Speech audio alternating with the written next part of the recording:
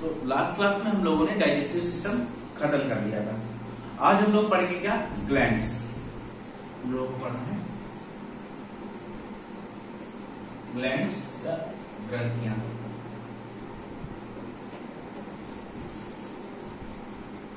ग्रंथियां पढ़ना है।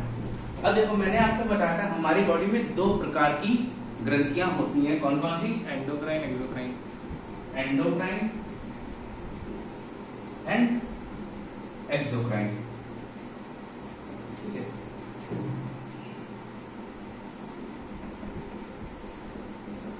अंतःस्रावी और बहिःस्रावी, दो प्रकार की ग्रंथियां हैं।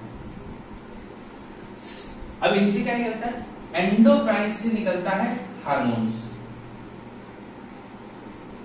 पहले ये सुन लो कि देखो जब भी किसी ग्लैंड से, किसी ग्लैंड या ग्रुप ऑफ टिश्यू से कोई केमिकल कंपाउंड निकल रहा हो, समझ रहे हो, कोई रासायनिक यौगिक निकल रहा हो, किसी किसी अंग से निकल रहा होगा या group of tissue. Group of tissue क्या है? ऑर्गन। ऑर्गन। तो उसको जो केमिकल कंपाउंड निकल रहा है उसे हम लोग या तो जूस बोल देते हैं या एंजाइम बोलते हैं या तो हार्मोन बोल देते हैं। हार्मोन। ये क्या होता है, जो मतलब कोई ऑर्गन, ग्रुप ऑफ टिश्यूज या ऑर्गन लिक्विड निकालने के लिए, जब कोई कुछ चीज सेक्रेट कर रहा है, कोई लिक्विड सेक्रेट कर रहा है, कुछ भी सेक्रेट कर रहा है, क्या कुछ निकाल रहे हैं, उसे क्या कहा गया है? या तो वो जूस हो, एंजाइम हो या हार्मोन हो। तो उस अंग को हम लोग ग्रंथि बोलते हैं। The body part is known as gland. देखो, the organ that secretes juice, enzyme and hormone.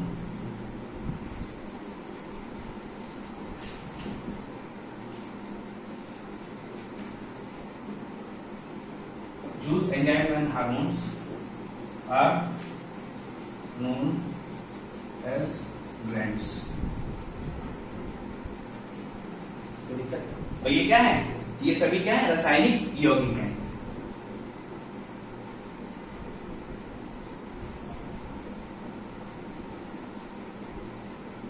बोले तो केमिकल कंपाउंड।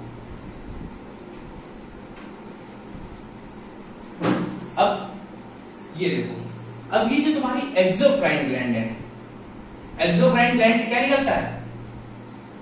हार्मोन। हार्मोन्स। तो जिससे हार्मोन निकल रहा हो उसे क्या कहा जाएगा? एंडोक्राइन या अंतःस्रावी। और जिससे कोई जूस या एंजाइम निकल रहा हो, कोई रस निकल रहा है या एंजाइम निकल रहा है, तो उसे क्या कहा जाता है? एक्सोक्राइन। एक्सोक्राइन ग्लैंड कहा जाता है। कोई दिक्कत क्या है? अब इसको नोट करो, फिर बताते हैं।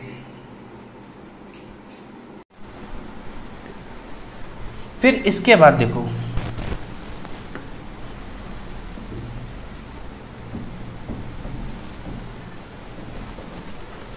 अब ये जो एंडोक्राइन ग्लैंड्स होती हैं, ये होती हैं डक्टलेस ग्लैंड। डक्टलेस ग्लैंड मतलब समझ रहे हो? और ये कैसी होती है?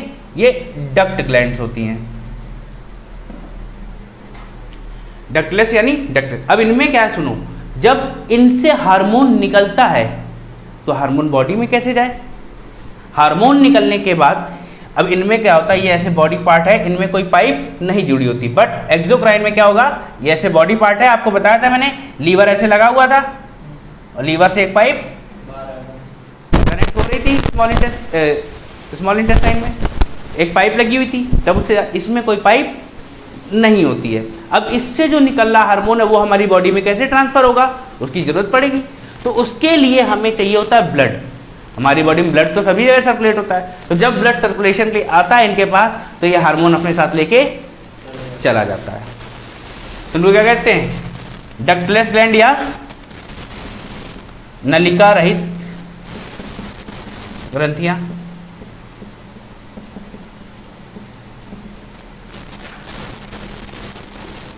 ठीक है। और ये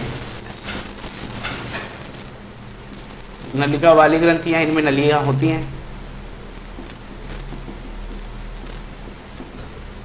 कोई दिक्कत यहाँ तक?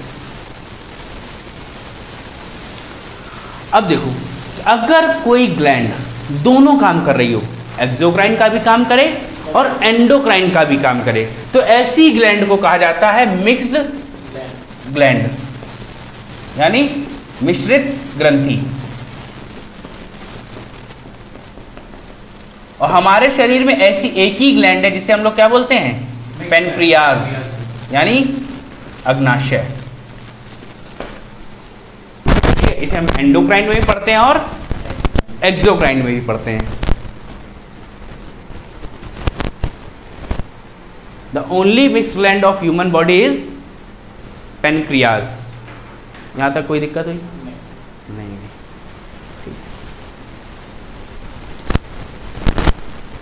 अब देखो, अब हमें क्या पढ़ना है? सबसे पहले हम पढ़ेंगे एक्सोक्राइन ग्लैंड्स। तो अब हमें पढ़ना है सबसे पहले एक्सोक्राइन ग्लैंड्स, यानी बहिस्रावी ग्रंथियां।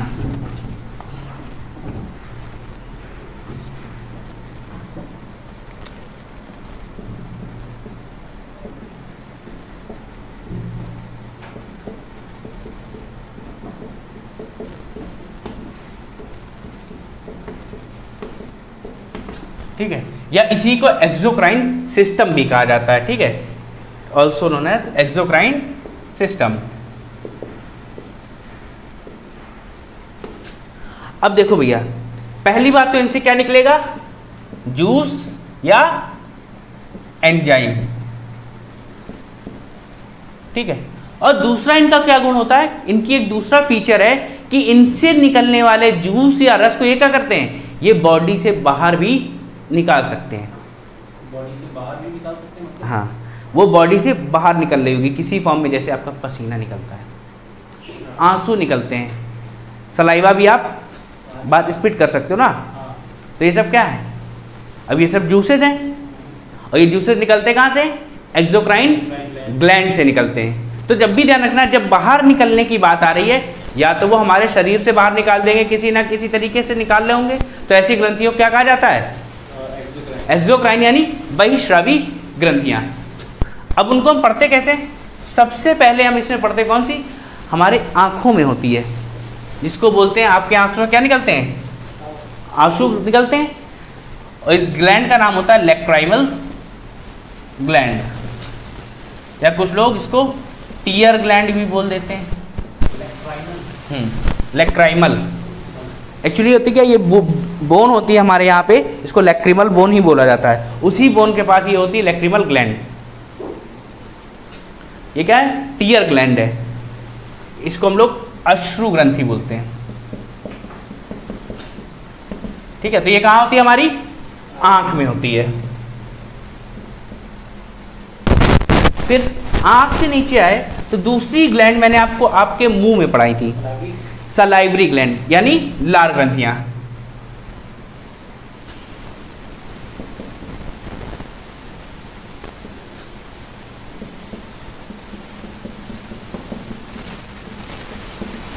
ठीक है, ये आपके कहाँ है? माउथ यानी मुख में। अब सलाइवरी ग्लैंड का काम क्या है, ये मैंने आपको कहाँ पढ़ा दिया है? डाइजेस्टिव सिस्टम में। मोस्टली एक्सोक्राइन हम डाइजेस्टिव सिस्टम में पढ़ लेते हैं, और बाकी आपको याद करनी होती है कहाँ होती हैं और इनको और क्या नाम दिया जाता है। अब आपने बोले आंसू कौन सी ग्लैंड से निकलते हैं? तो लैक्राइमल ग्लैंड। कोई दिक्कत? यहाँ तक आगे बढ़ गए। फिर इसके बाद हमारी बॉडी से क्या निकलता है? स्वेट निकलता है, स्वेट। तो इनको अगली है स्वेट ग्लैंड,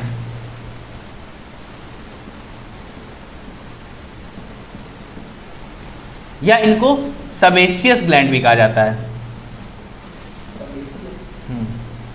सेबेशियस ग्लैंड यानी स्वेद ग्रंथि इनको बोलते हैं, या पसीने वाली।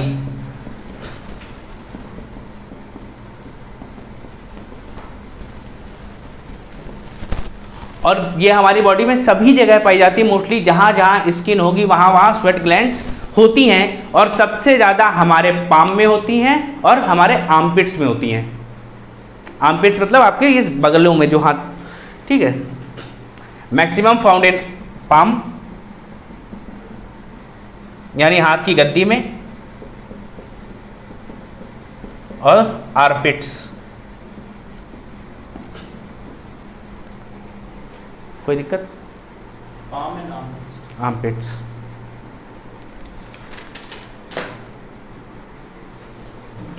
फिर आप 4 नंबर पे आए, आपके पास क्या, आपके पेट, मैंने आपको क्या पढ़ाए थे, कौन सी ग्लैंड पढ़ाई थी?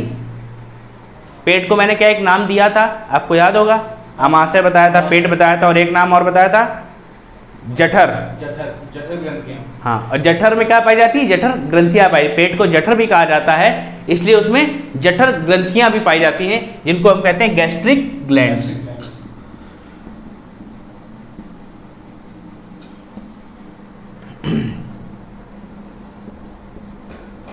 जठर ग्रंथियां ये कहाँ मिलती है? हमारे स्टमक में। इनको नोट करो।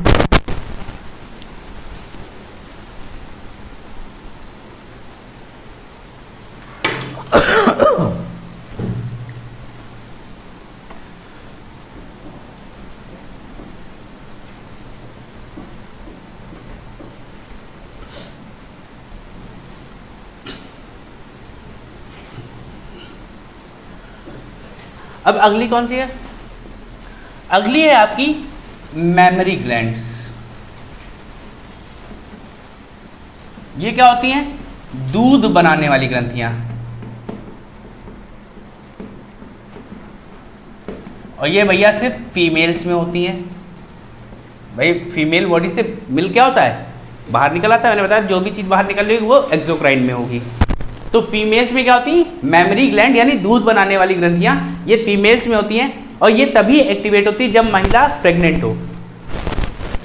ठीक है, प्रेगनेंसी के बाद ये एक्टिवेट होती है, फिर उनमें मिल्क प्रोडक्शन का काम शुरू होता है। जब बच्चे का जन्म हो जाता है तो क्या होता है? उसी मिल्क से बच्चे को फीड किया जाता है। फिर अगली बात करते हैं किसकी? लीवर यानी यकृत। और लीवर से क्या निकल रहा था भैया?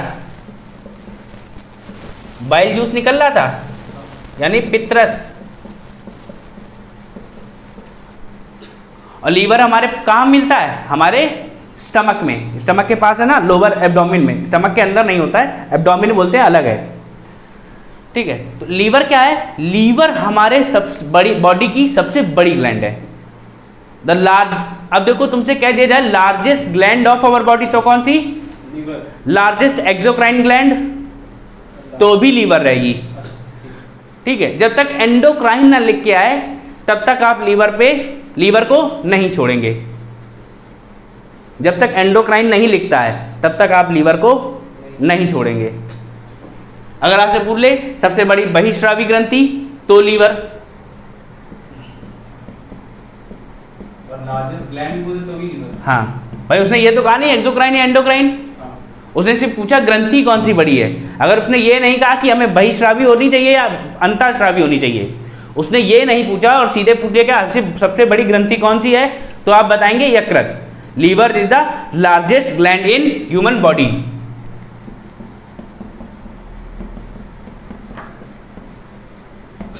ठीक है, और यही सबसे लार्जेस्ट एक्सोक्राइन भी है।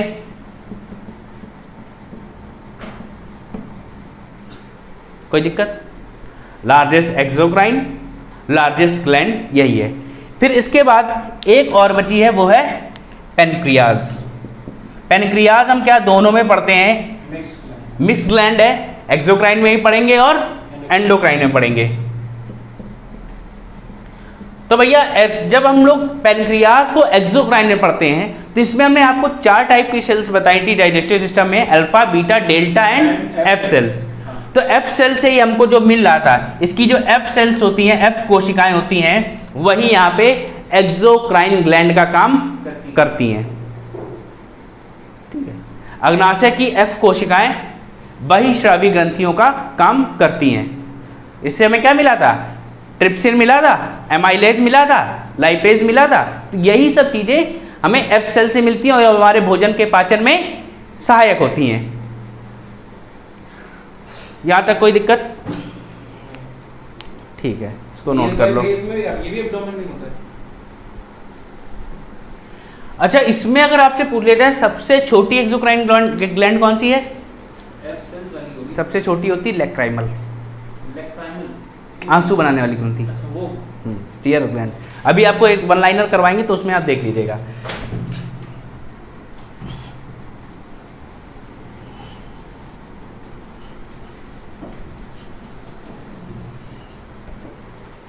ठीक है, अब इसके बाद हमें पढ़ना है अंतःस्रावी ग्रंथियां। ठीक है,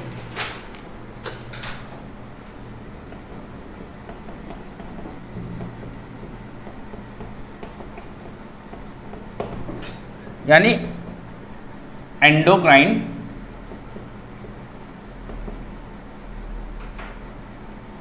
ग्लैंड्स।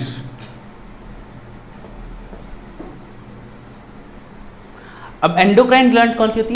वो ग्लैंड जिनसे हार्मोन निकल रहा हो। जिनसे क्या निकल रहा हो? हार्मोन। अब हार्मोन क्या है? Hormone acts as chemical messenger. ठीक है, इनको हम लोग क्या कह सकते हैं? और केमिकल मैसेंजर भी बोल सकते हैं, या बोल दें क्या? रासायनिक संदेश वाहक।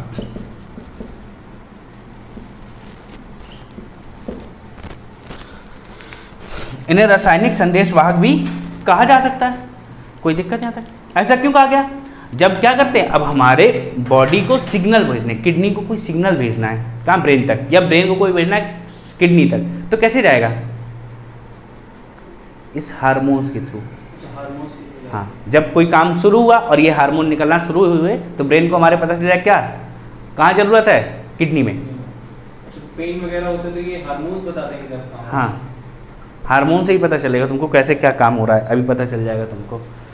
ठीक, अब हार्मोन की डिस्कवरी किसने की? इसकी डिस्कवरी की बेलिस एंड स्टर्लिंग ने। बेलिस एंड स्टर्लिंग, इन्होंने 1902 या 3 भी कभी कभी लिख के आ जाता है, तो क्या इन्होंने हार्मोन की डिस्कवरी की। और सबसे पहला हार्मोन कौन सा ढूंढा इन्होंने? वो था सेक्रेटिन।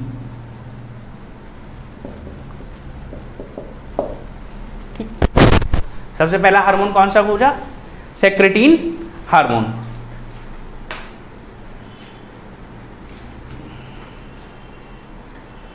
अब देखो, अब हार्मोन जो होते हैं हमारे दो प्रकार के होते हैं, दो टाइप के। कैसे? By the on the basis of manufacturing production. Production का कैसे होता है? दो तरीके से होता है, दो चीजों से बने होते हैं। एक तो अगर हार्मोन प्रोटीन से बना हो, प्रोटीन निर्मित हार्मोन,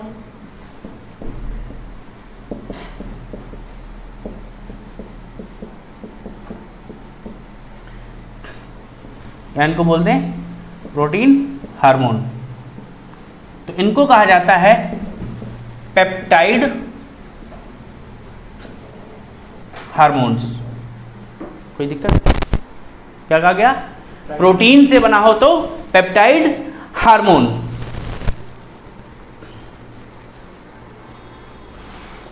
ठीक है, और इसके एग्जाम्पल में हम पढ़ते हैं कौन कौन सा?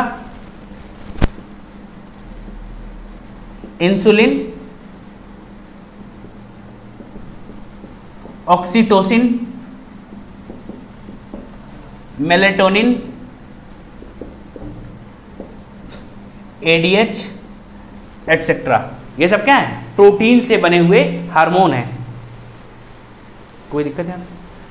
फिर क्या होते हैं? फिर कुछ हार्मोन होते हैं जो फैट्स के बने होते हैं, वसा निर्मित हार्मोन।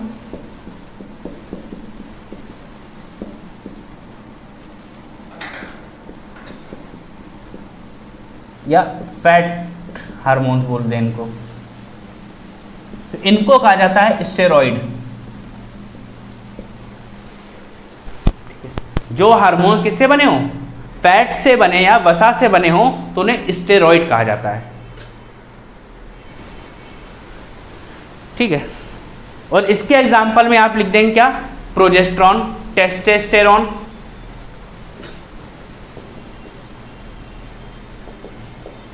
प्रोजेस्टेरॉन, टेस्टोस्टेरोन, इसके एग्जाम्पल हैं स्टेरॉइड्स।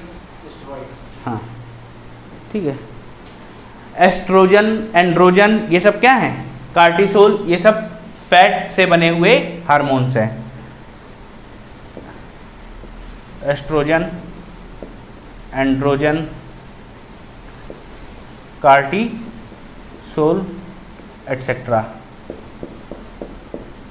ये सब क्या है? वसा निर्मित हार्मोन है। यहां तक कोई दिक्कत? तो भैया हमने क्या बताया, जो आपके हार्मोन्स हैं वो कहां से निकलते हैं? वो एंडोक्राइन ग्लैंड यानी अंतःस्रावी ग्रंथियों से निकलते हैं। इनकी खोज किसने की? बेलिस और स्टर्लिन ने 1903 में, ठीक है।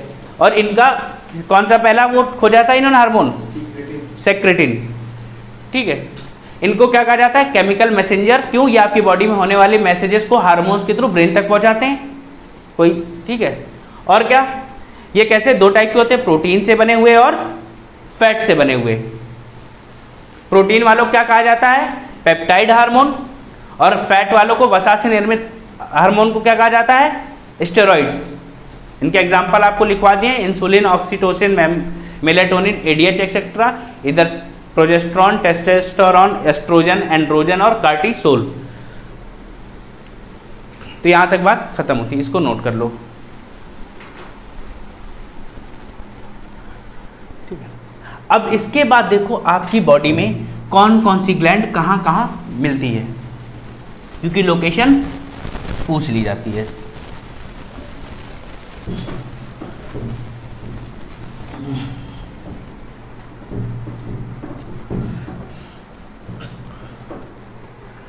तो सबसे पहले हम कहां? अपने ब्रेन से स्टार्ट करें, यानी मस्तिष्क।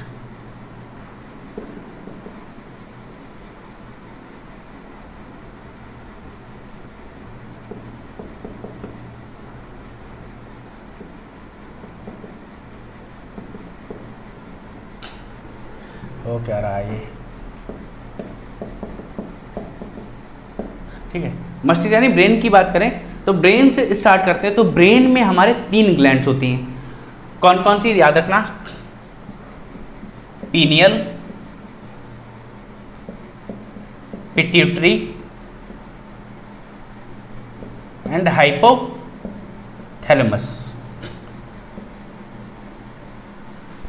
ठीक है। इसको पीयूष ग्रंथि कहा जाता है,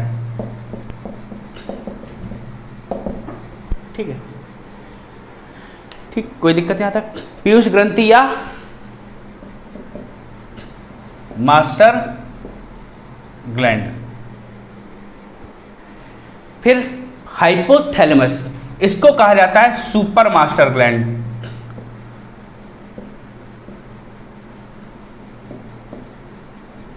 ठीक। क्यों कहा जाता है, कैसे कहा जाता है, ये आपको भी क्लास में पता चलेगा जब सबको हम बारी बारी से एक-एक को पढ़ेंगे।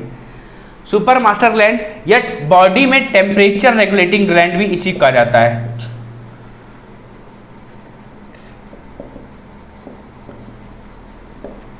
क्या? ताप नियंत्रक ग्रंथि, ठीक है। अब देखो पीनियल जो है, पीनियल हमारी सबसे छोटी एंडोक्राइन ग्लैंड है, ठीक है। It is the smallest endocrine gland. Pineal क्या है? स्मॉलेस्ट एंडोक्राइन ग्लैंड है। और पिट्यूटरी क्या है? सेकेंड स्मॉलेस्ट एंडोक्राइन ग्लैंड है, दूसरी सबसे छोटी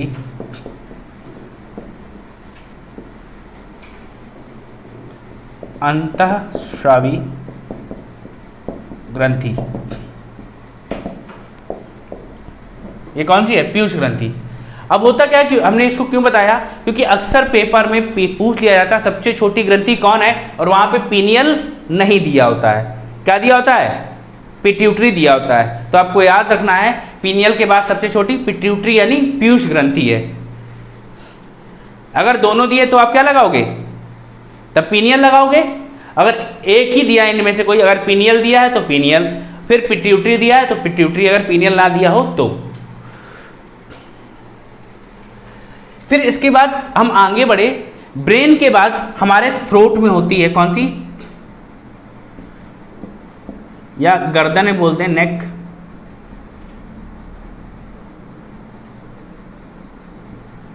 वो होती है दो ग्लैंड, थायराइड और पैराथायराइड।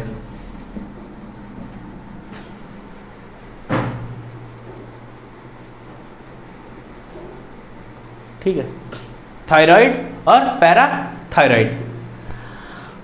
अब ये जो आपकी थायराइड है इसी को हम लोग एच शेप ग्लैंड भी बोलते हैं या बटरफ्लाई ग्लैंड बोलते हैं। क्यों, एच कैसा है, बटरफ्लाई जैसा शेप होता है, इसलिए इसको बटरफ्लाई ग्लैंड भी कहा जाता है।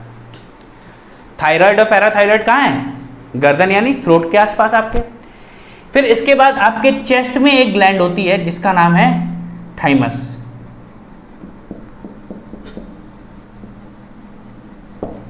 थाइमस कहाँ है, आपके चेस्ट में ग्लैंड है। ठीक है, और ये क्या है, जब आपकी उम्र बढ़ती है तब ये छोटी होती है, समझ रहे हो। 25 साल के बाद जब आपकी एज बढ़ना शुरू होगी तो इसका साइज छोटा होने लगेगा। ठीक है, उम्र के साथ आकार छोटा होने लगता है।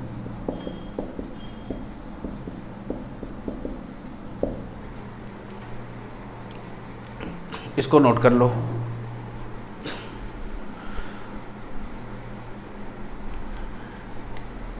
थाइमस देखो आपने क्या पढ़ लिया अभी तक, एंडोक्राइन ग्लैंड है, पीनियल पढ़ ली, पिट्यूटरी पढ़ ली, हाइपोथैलेमस, थायराइड, पैराथायराइड और थाइमस। फिर थाइमस के आगे बढ़ते हैं। अब आप कहाँ तक आ गए, चेस्ट पे आ गए। अब चेस्ट के जब नीचे आएंगे तो आपको मिलेंगे क्या, एक पैनक्रियाज मिलेगा। तो पैनक्रियाज भैया यहाँ पे लिख लो सबसे पहले तो, अग्नाशय,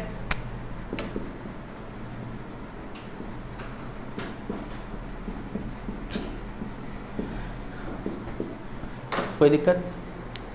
अग्नाशय से अब यहाँ पे कौन कौन सा, अल्फा, बीटा और डेल्टा सेल्स जो कोशिकाएं हैं यहाँ पे किसका काम कर रही होंगी, इसका क्या बोलते हैं, अंतःस्रावी का।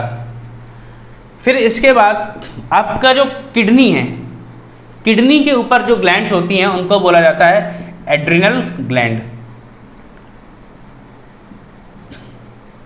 या अधिवृक्क।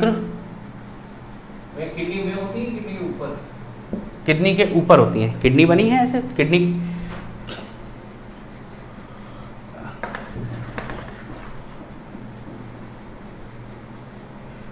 यहाँ पे ऐसे मिलेगी, ऐसे यहाँ लगी होती है। ठीक है, ये किसमें आएगा, स्टमक में ही है सब।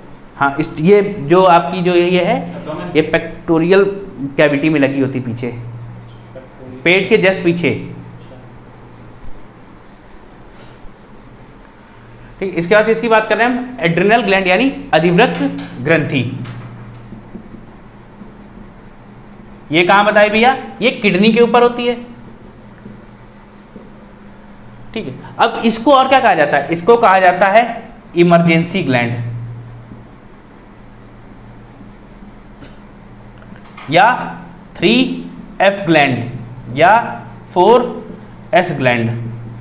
क्यों कहा जाता है ये अभी मैं आपको बताऊंगा। ठीक है,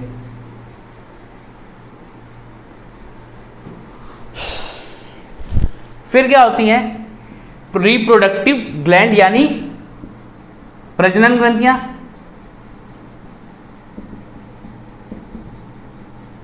इनको हम क्या बोलते हैं, गोनैड्स। मेल्स में अलग होती हैं, फीमेल्स में अलग होती हैं। मेल्स में क्या होते हैं, मेल्स में होते हैं टेस्टिस यानी वृषण। ठीक है, और फीमेल में क्या होते हैं, ओवेरी या अंडाणु। इनको क्या बोलते हैं, टेस्टिस को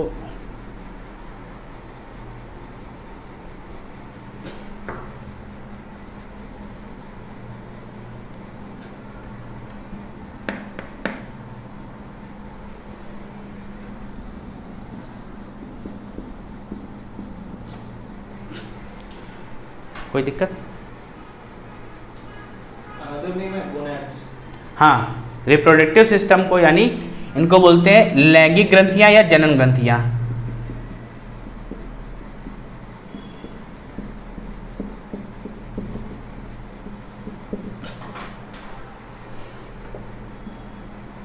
रिप्रोडक्टिव ग्लैंड या गोनैड्स इनको कहा जाता है। मेल्स में टेस्टिस होती है, फीमेल्स में ओवेरी होती है।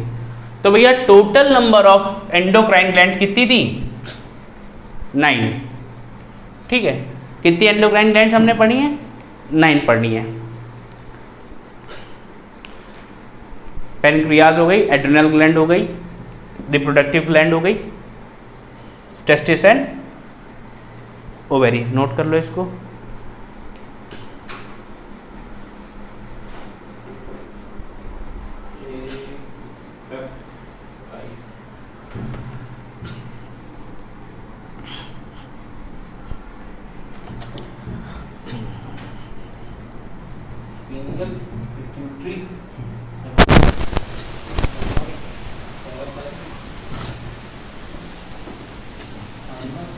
अब देखो, मैंने आपको ढेर सारे फैक्ट्स बताए और सबको क्या है एक साथ यही एक बार में याद कर लो। क्या भैया? सबसे बड़ी ग्रंथि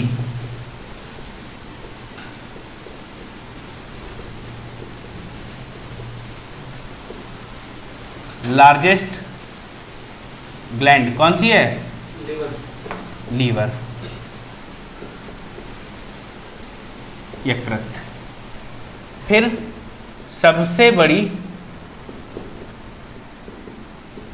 बहिश्रावी ग्रंथि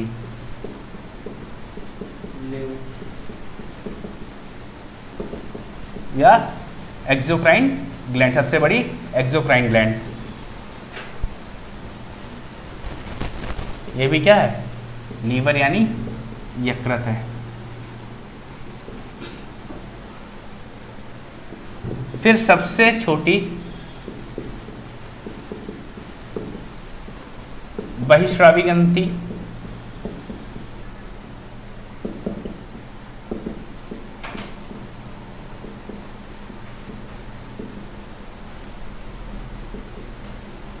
कौन सी थी? लैक्राइमल या अश्रु ग्रंथि। लैक्राइमल ग्लैंड या अश्रु ग्रंथि। फिर सबसे छोटी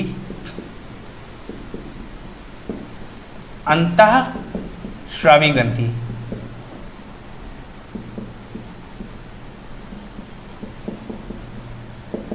यानी एंडोक्राइन ग्लैंड। तो कौन सी है? पीनियल। और पीनियल फर्स्ट है और सेकंड ऑप्शन आपका क्या होगा? पिट्यूटरी यानी पीयूष। पीयूष आपकी दूसरी सबसे छोटी ग्रंथि है। ठीक, फिर आपसे कहा जाए सबसे बड़ी एंडोक्राइन ग्लैंड।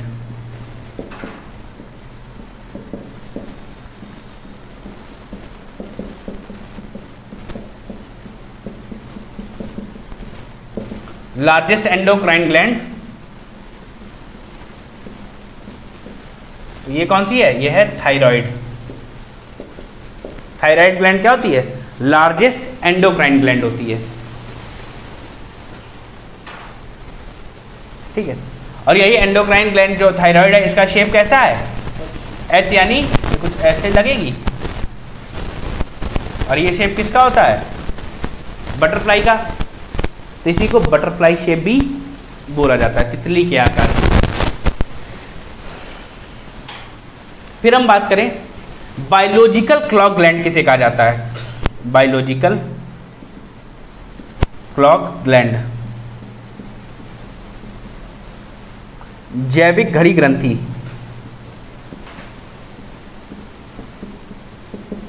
यह पूछ लिया जाता है किस ग्लैंड को बायोलॉजिकल क्लॉक कहा जाता है, तो याद रखना वो है पीनियल। कोई दिक्कत यहां तक? सब पता चलेगा, टेंशन मत लो, कल से हम लोग पूरा पढ़ेंगे। फिर इसके बाद इमरजेंसी ग्लैंड,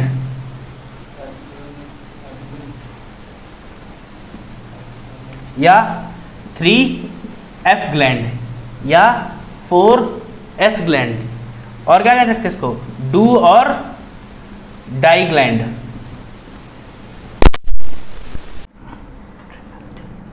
अधिवृक्क ग्रंथि,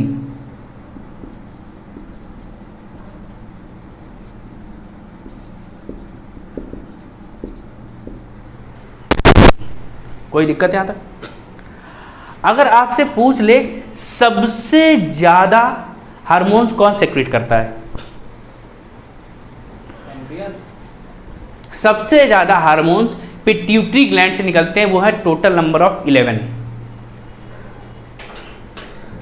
maximum number of hormones are secreted by pituitary gland, यानी पीयूष ग्रंथि से सबसे अधिक क्या निकलते हैं, हार्मोन्स निकलते हैं। वो 11 हैं, हम लेकिन 9 या 10 पढ़ेंगे, ज़्यादा इंपॉर्टेंट इसी पढ़ें, इसके अलावा हमें कुछ भी नहीं पढ़ना है, ठीक है। फिर एक और बची है, उम्र के साथ घटने वाली ग्रंथि कौन सी थी, the gland which reduces with age, thymus. उम्र के साथ छोटी होने वाली ग्रंथि,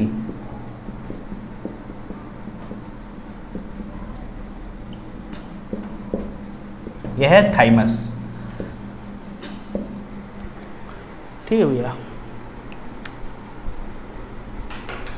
नोट करो इसको।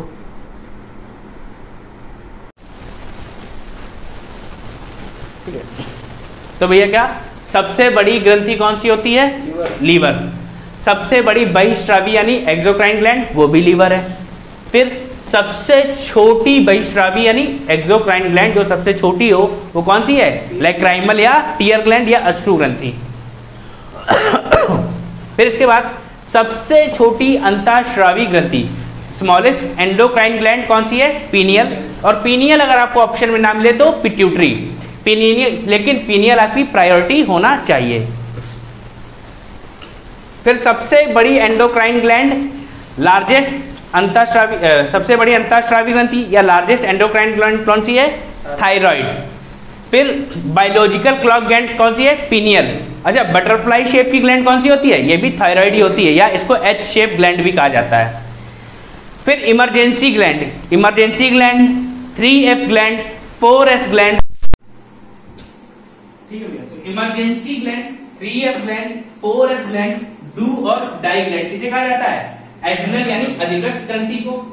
फिर सबसे ज्यादा हार्मोन स्रावित करने वाली ग्रंथि, the gland which secretes maximum number of hormones is known as pituitary gland. जो ग्लैंड्स जैसे जैसे हमारी एज बढ़ जाएगी वो छोटी होती जाती है, ऐसी कौन सी ग्लैंड है, वो है thymus. After age of 25 it size decreases with age. तो भैया इतना करना है आपको, कल से इसको आगे बढ़ेंगे हम लोग एक एक ग्लैंड के लिए।